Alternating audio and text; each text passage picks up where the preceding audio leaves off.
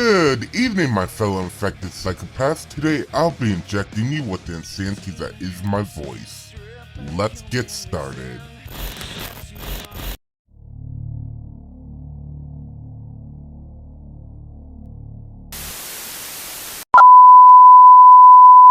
My pain custer, has this ever happened to you?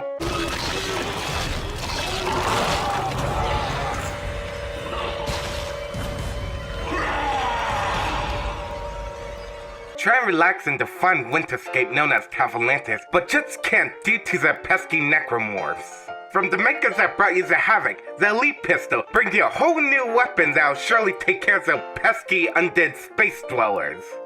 Introducing the Plasma Cutter! Yes sirree, this mining tool has been repurposed into a devastating weapon. It shoots arms off, it shoots legs off, it shoots heads off. Yes sirree, it's even good with dealing with those pesky, annoying marker fanatic. Now, I know a weapon like this will cost you a necromorph arm and leg, haha. But you get this gorgeous weapon just by subscribing to the channel Biohazard Madness and liking the video, of course. But don't just take my word for it, just look at this amazing montage.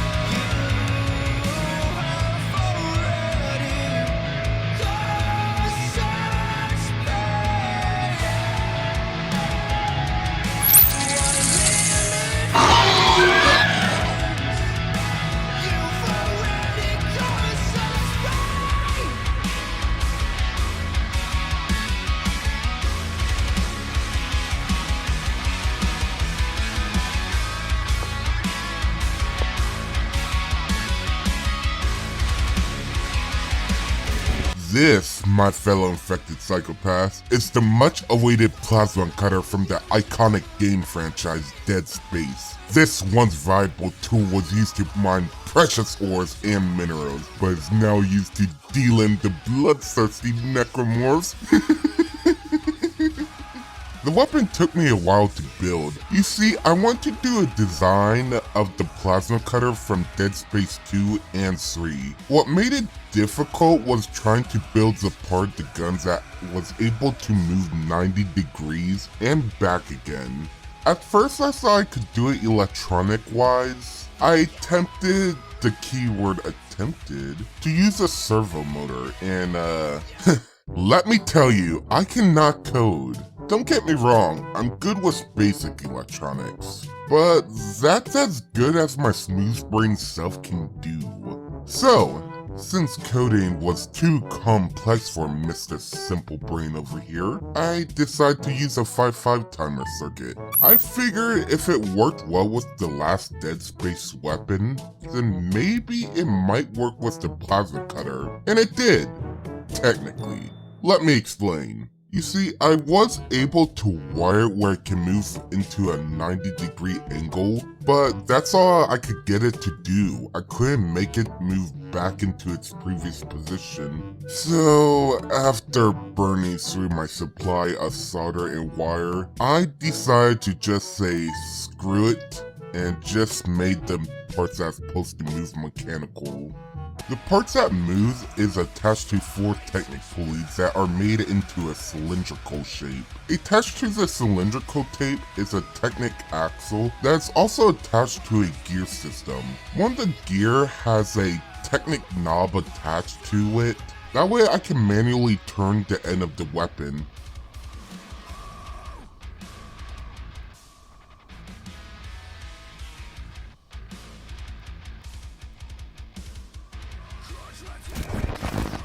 To help this weapon stay in one spot, pin and axle connectors are used to lock up the gear system.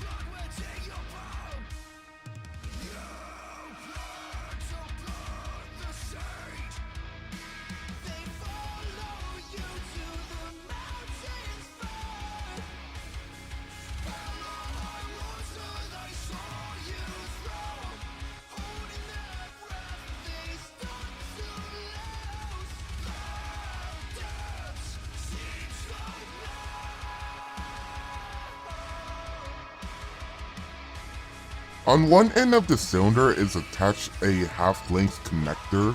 When the cylinder turns, it will stop halfway due to the connector preventing it from moving anymore. On the side of the gun, there's a Lego beam. This will stop the end of the gun from moving too far ahead to the right. Oh, one more thing to note about the mechanism. The cylinder that I mentioned earlier has a piece of electric tape wrapped around it. This is to prevent from the cylinder and the end of the gun from wobbling around too much.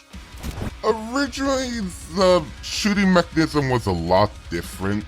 I wanted to do a gel ball blaster, but it turns out to be a lot more difficult than anticipated.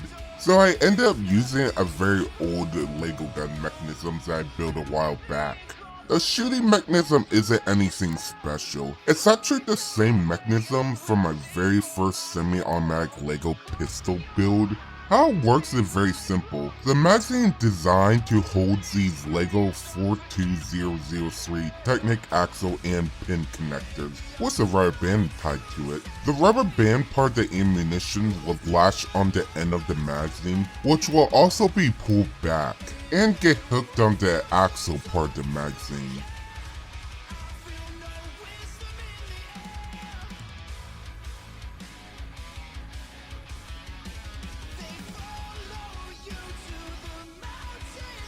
This axle is just flexible enough so that when the trigger is pulled, it will push the axle and projectile up, releasing the projectile. However, due to the axle being flexible, the axle will get pushed back down into place due to the elasticity of the axle.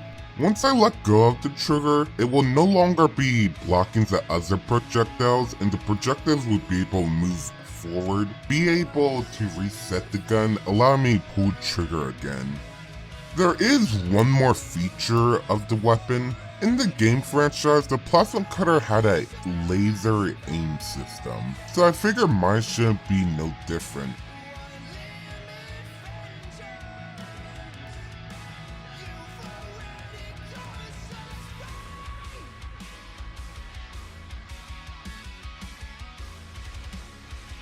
I know it's using cheap red lasers, but I was kind of behind schedule and cost, so I decided to go with the cheaper option of using laser diodes. Red laser diodes, that is. Maybe if I get a chance, I'll replace the red laser diodes with some blue laser diodes.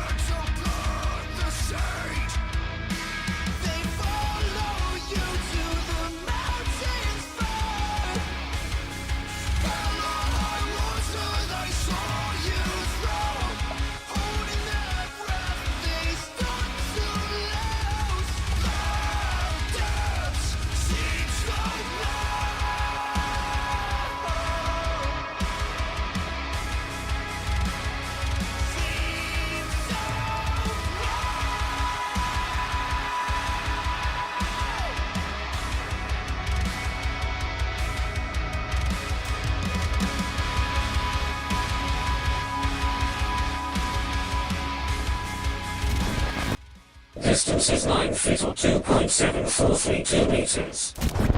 And that's all the time we have today for this class of Arsenal. Make sure to like and subscribe. Also hit or shoot the notification bell. Also be sure to check out my social media pages.